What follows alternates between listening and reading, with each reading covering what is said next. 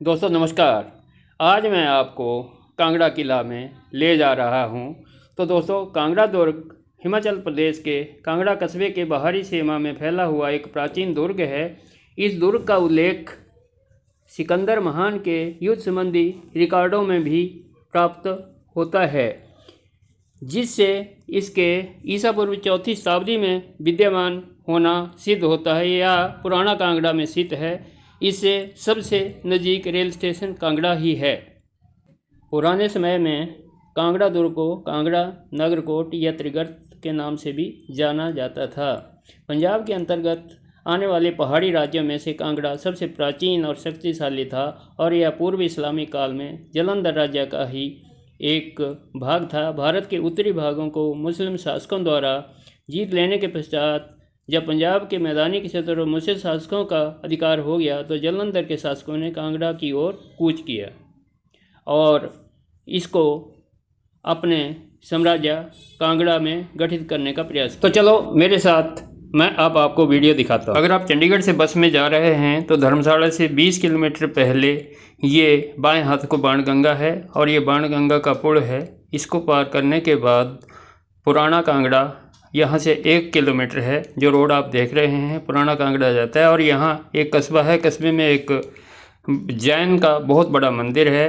अब इसके सामने पुरातत्व संग्रहालय एक कांगड़ा फोर्ट का है और ये आप देख रहे हैं पुरातत्व विभाग ने एक बोर्ड लगा रखा है जिसमें इस किले की सारी जानकारी दे रखी है। तो दोस्तों अब आप पहुंच गए हैं किले के बिल्कुल स्वागत द्वार पर। यहाँ पर आपको 20 रुपये की एंट्री टिकट मिलेगी और उसके बाद आप इस पार्क में पहुँच जाएंगे।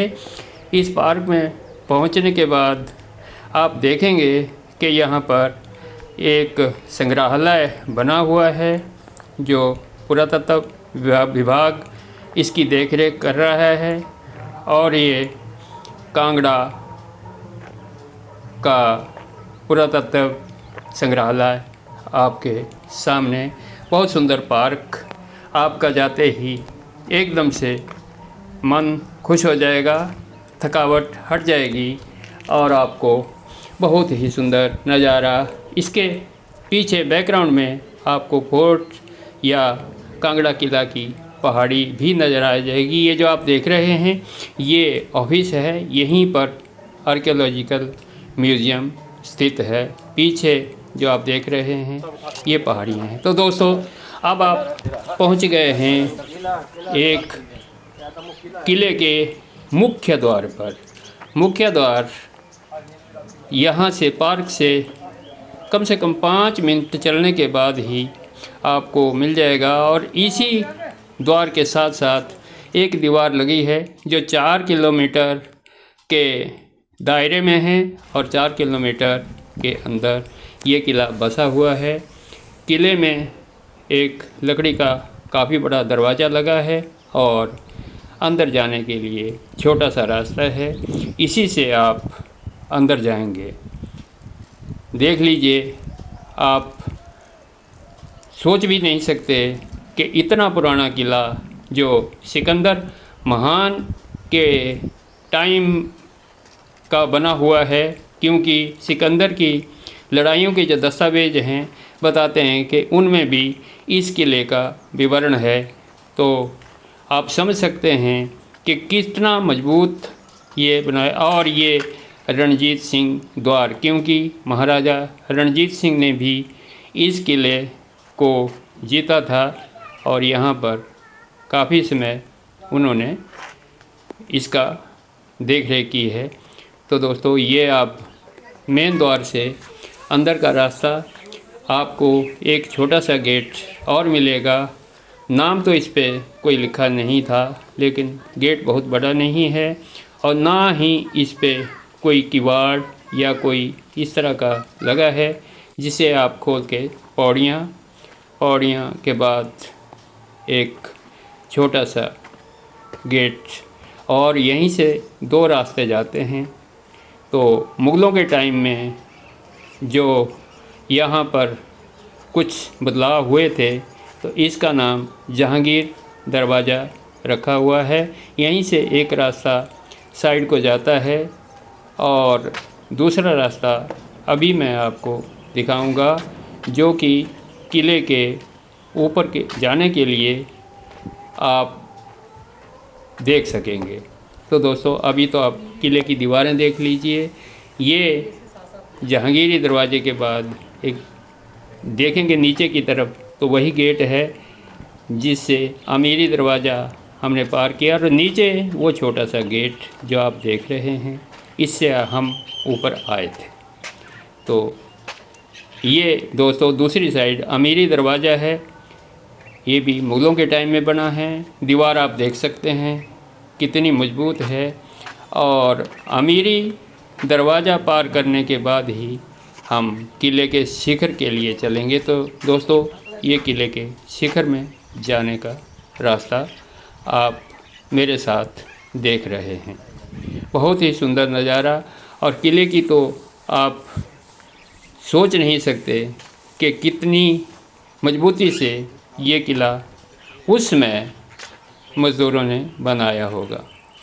ये रास्ता ऊपर जाने के लिए जो आप अभी मेरे साथ चल रहे हैं। तो दोस्तों, किला तो बहुत ही सुंदर है। इसके ऊपर जैसे ही आप किले के मध्य में, पहाड़ी के मध्य में जाते हैं तो ये दो मंदिर आपको मिलेंगे। एक हिंदू मंदिर अंबिका देवी का मंदिर है और दूसरा जैन मंदिर है। तो दोस्तों, मंदिर बहुत बड़ा नहीं है, छोटा सा मंदिर है। और देख रेख के बारे में भी अगर मैं बताऊं तो आप देख ही रहे हैं, बाहर से मैं आपको नज़ारा दिखा रहा हूं। ये भारत का झंडा, और बहुत अच्छी देख रेख तो नहीं है, लेकिन अंदर जब मैं दिखाऊंगा तो मंदिर फिर भी भगवान महावीर के लिए और माता अंबिका के लिए एक अच्छा देखने योग्य और पूजा योग्य मंदिर है।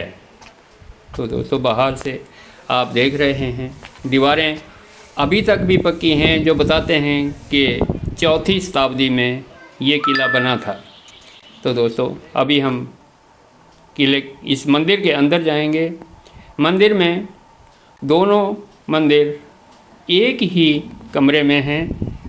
एक आदिनाथ जैन मंदिर है और दूसरा अंबिका देवी मंदिर है। तो दोस्तों, अभी हम अंदर चलेंगे। आप मेरे साथ थोड़ा सा सहयोग करिएंगे। अभी आप बाहर का नज़ारा देख लीजिए, और अब हम अंदर मंदिर में जा रहे हैं। दोस्तों, बहुत ही अच्छे तरीके से जितना हो सकता है उतना इस मंदिर को सजाया गया है। ये एक साइड आदिनाथ जैन मंदिर और दूसरी तरफ माता अंबिका मंदिर। अभी दरवाज़ा बंद था क्योंकि हम दोपहर के टाइम में पहुँचे थे, तो हम मंदिर के अंदर तो नहीं जा पाए, लेकिन बाहर से दर्शन ज़रूर कर लिए, जो मैं आपको भी अपने साथ दर्शन करा रहा हूँ। तो दोस्तों, किला एक बहुत ही पुराना और बहुत ही मजबूत। तो दोस्तों, अभी ये किले के बाहर का नज़ारा, और अभी हम शिखर पे नहीं पहुँचे हैं, ये अभी मध्य भाग का ही है। मंदिर के जब हम सामने देखेंगे तो एक बहुत बड़ा पीपल का पेड़ है, और इसके नीचे जो 3-4 कमरे बने हैं, इनमें भी हमें देखने को कुछ नहीं मिला। हाँ, साधु हमने निकलते हुए यहाँ से देखे, लेकिन ऐसा नहीं था कि यहाँ कोई रहता हो। बाकी आप दीवार तो देख ही रहे हैं।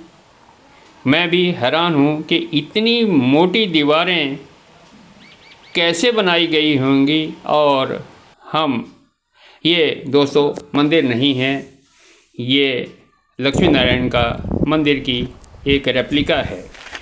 हाँ, अब हम ऊपर पहुंच चुके हैं शिखर पे। ये नज़ारा आपको देखने को मिल रहा है, ये देख लीजिए आप। ये हरी घास की पट्टी भी है और ऊपर से वही पीपल का पेड़ जो मैं आपको दिखा रहा था, ये अब शिखर से पूरा और आपको साथ का नज़ारा भी देखने को मिल रहा है। हाँ, अब वैसे तो ये खंडारी ही बचा है, इसमें कोई रहता नहीं। पीछे धौलाधार के ऊपर बादलों का सीन और पीछे एक पहाड़ी के ऊपर भी एक मंदिर है जो अभी दिख नहीं रहा है। और यहाँ से जब हम इस तरफ देखेंगे तो बाणगंगा है। तो क्योंकि ये किला माझी नदी और बाणगंगा नदी के बीच में है, तो इसलिए इसके पिछली साइड, हाँ, ये मैं आपको बता रहा था, एक यहाँ पर इस तरह का ये बना हुआ है, हौज टाइप बना हुआ है। हो सकता है कि उस टाइम पानी, बरसाती पानी रोकने के लिए इसको बनाया गया हो। अभी तक क्योंकि मैंने गाइड नहीं किया था तो मेरे को बताने वाला कोई था नहीं, लेकिन मैं अनुमान लगा सकता हूँ कि ये पानी जमा करने के लिए बनाया। और ये ऊपर से आप 360 डिग्री का नज़ारा आप ले सकते हैं। बहुत ही सुंदर दृश्य ऊपर से आपको देखने को मिलेगा। ये धौलाधार साइड का सीन है। दीवारें आप देख सकते हैं कितनी मोटी दीवारें हैं और कितनी पक्की हैं, जो सैकड़ों सालों से, सदियों से अभी भी बरकरार हैं। हाँ, लेकिन क्योंकि किलों की देखरेख हो नहीं रही है, इसलिए अब यहाँ, हाँ, एक चीज़ मैं बताना भूल गया था। किले मैंने बहुत देखे, दक्षिण भारत में भी देखे, मकाऊ में भी देखे। हर किले के ऊपर तोप या गोला ज़रूर दिखाया जाता है, लेकिन दोस्तों इस किले के ऊपर ना तो कोई तोप दिखी, ना कोई गोला दिखा। क्योंकि ऐसा बताते हैं कि इस किले को लड़ाई के लिए यूज़ नहीं किया जाता था, बल्कि बंदियों को रखने के लिए ही इस किले का प्रयोग किया जाता था। ये ऊपर से वही गांव जिसमें जैन मंदिर मैंने शुरू में दिखाया था, ये ऊपर से इस तरह से दिखता है।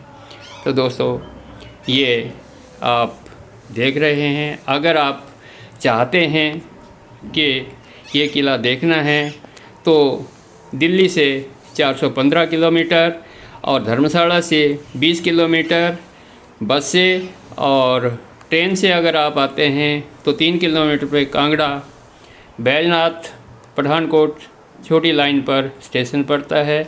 और गग्गड़ हवाई अड्डा भी यहाँ से लगभग 13 किलोमीटर के करीब है। तो आप यहाँ पर आराम से पहुँच सकते हैं। हाँ, ठहरने के लिए यहाँ होटल नहीं है। धन्यवाद।